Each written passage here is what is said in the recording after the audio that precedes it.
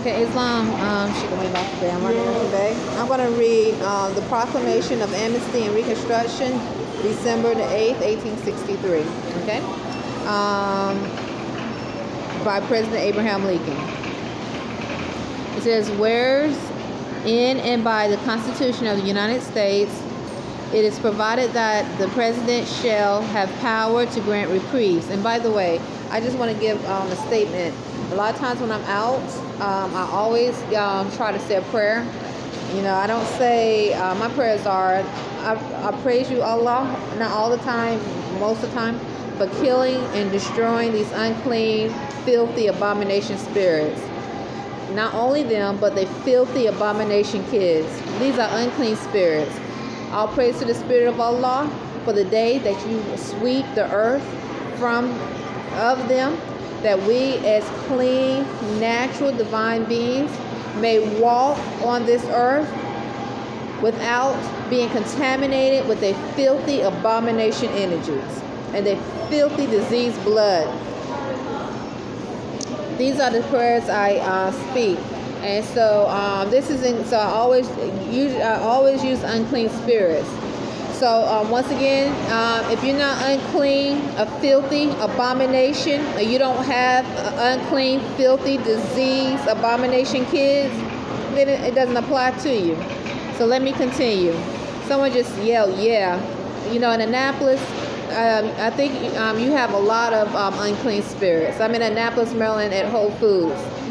Because many times when I look at my videos, listening to the feedback of the people, it's like they're engaging and it's literally like saying yeah, peace, pace, something like that. Like if you listen closely, they literally sound like animals, literally like an animal. So all I can do is, I don't know who they are. Imani and I, we don't know anyone personally here. We never implied we want to know anyone personally here. But we do know that they have different strands of the telepathic code. And so if you give people the telepathic code with the animal beast strand, they're going to behave like animals and beasts. And so that's exactly what the government see them as. All right? So I'm going to continue to read. Okay, this is naturalization. This is a form of naturalization President Abraham Lincoln presented to get those who are out of the constitutional fold back into the Constitution, back into the constitutional fold, so that they can be naturalized and have rights and not privileges. So it says, the Proclamation of Amnesty and Reconstruction, December the 8th, 1863, Part 1. Whereas in and by the Constitution of the United States, it is provided that the President shall have power to grant reprieves and pardon for offenses against the United States, except in cases of impeachment, and whereas a rebellion now exists, whereby the loyal state governments of several states have for a long time been subverted, and many persons have committed and are now guilty of treason against the United States. They're guilty of treason against the United States. And whereas with reference to said rebellion and treason, laws have been enacted by Congress declaring forfeitures of confiscation of property and liberation of slaves, all upon terms and conditions therein stated, and also declaring that the President was thereby authorized at any time thereafter by proclamation to extend to persons who may have participated in the existing rebellion in any state or part thereof, pardon and amnesty, with such exemptions and at such times and on such conditions as he may deem expedient for the public welfare. So once again, this is the Proclamation of Amnesty and Reconstruction. President Abraham Lincoln presented this to the people to get them back into the constitutional fold, because they were outside the constitutional fold, those that were outside the constitutional fold during the Civil War. And so this proclamation still exists to this day. In fact, we as Moorish Americans, we uphold this proclamation. We affirm, we don't take oaths. Oaths are for those who are non-Moorish. They're not Moorish American. We are Moorish Americans, so we affirm to uphold different laws and proclamations. And whereas the Congressional Declaration for limit and conditional pardon accords with well-established judicial exposition of the partying power, and whereas with reference to said rebellion, the President of the United States has issued several proclamations with provisions in regard to the liberation of slaves, and whereas it is now desired by some persons heretofore engaged in said rebellion to resume their allegiance to the United States and to the reinaugurate loyal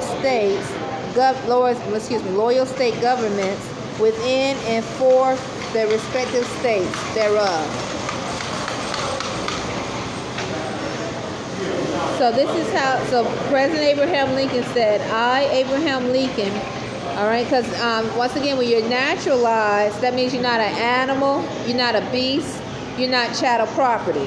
But when you're outside of natural law and you have not been naturalized, then governments that know law, they have you classified, we learned this, as chattel property.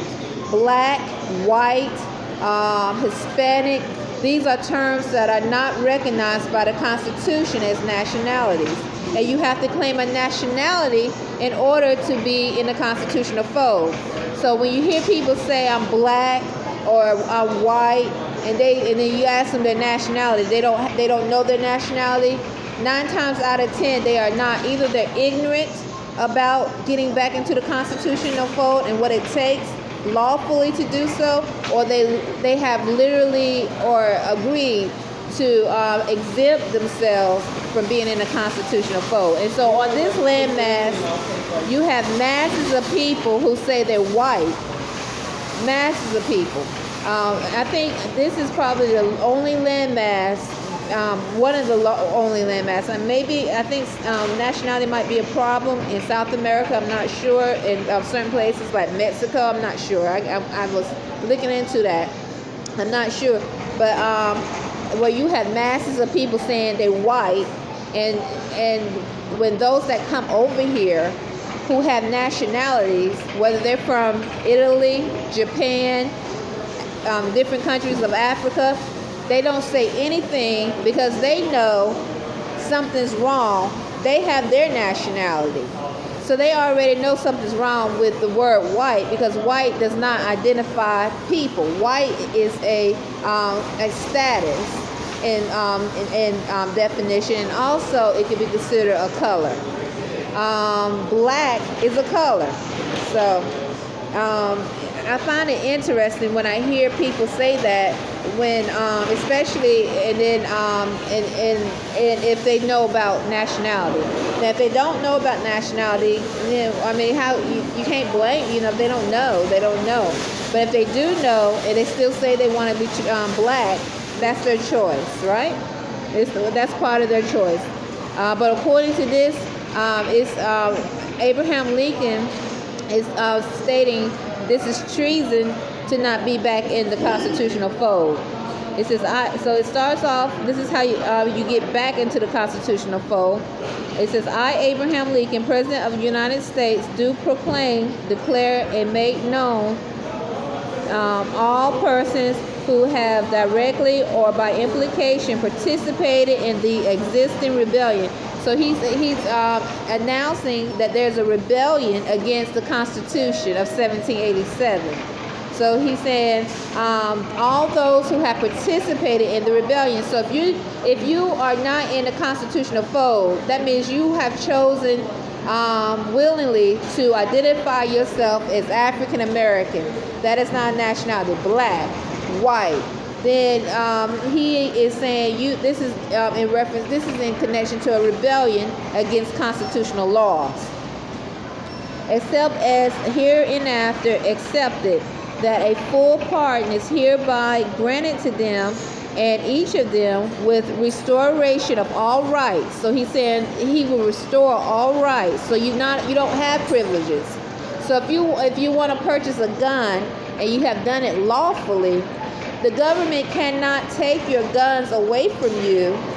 You can bear arms where you have rights.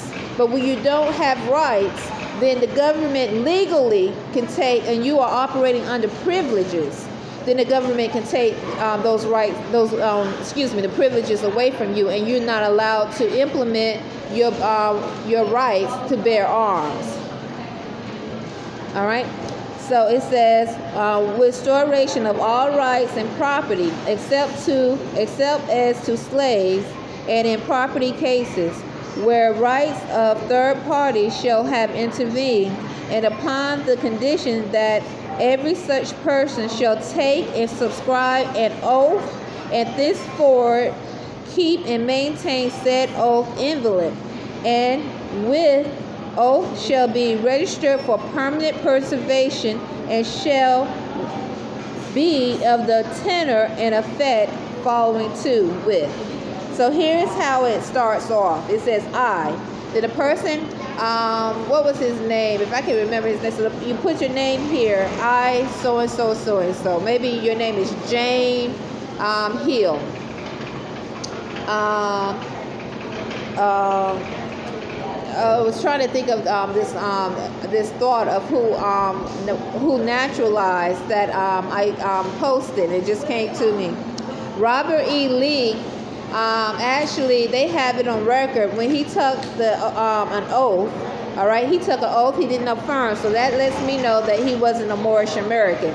He took an oath to be naturalized and get back into the constitutional fold. So that he's saying that I have rights and I do not have privileges. I am not a slave. I am not chattel property. I am not an animal. I am not a beast. I am part of the human family. I have been naturalized. Okay? So it says, I, so-and-so, so-and-so. You can say Jane Hill.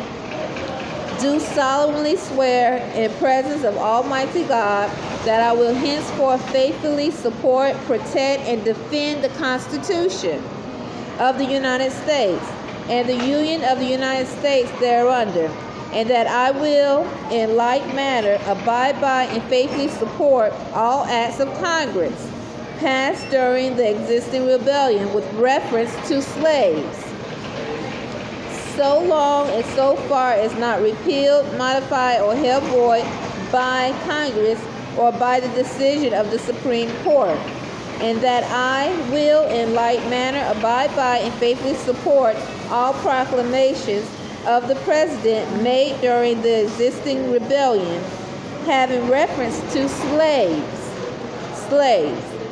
so long, so far as not modified or declared void by decision of the Supreme Court, so help me God. And then he speaks about those who are exempt to get back into the constitutional fold. So I'm going to leave that thought there. This is one of the I'll finish this next time. This is part one. This is the importance of being naturalized. Now, an animal, a beast, cannot be naturalized because it's an animal. It's a beast. It's not part of the human family.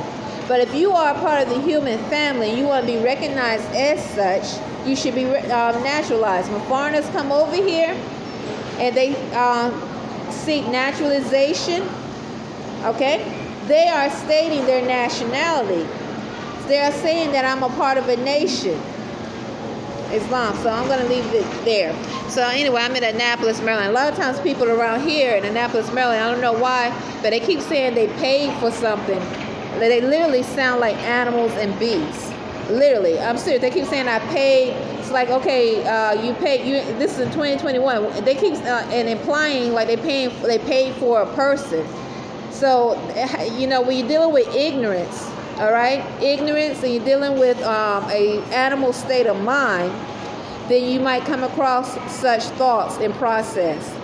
And that means if they saying they paid on processing of thoughts, that means that they have not affirmed or taken an oath to uphold constitutional laws, because those laws are of freedom. If you paid for something, that means you have not been naturalized. That means you are saying you are part of that animal, that beast, the chattel property, whatever that the government has you identified as. You are not a part of the human family or a natural being. Islam.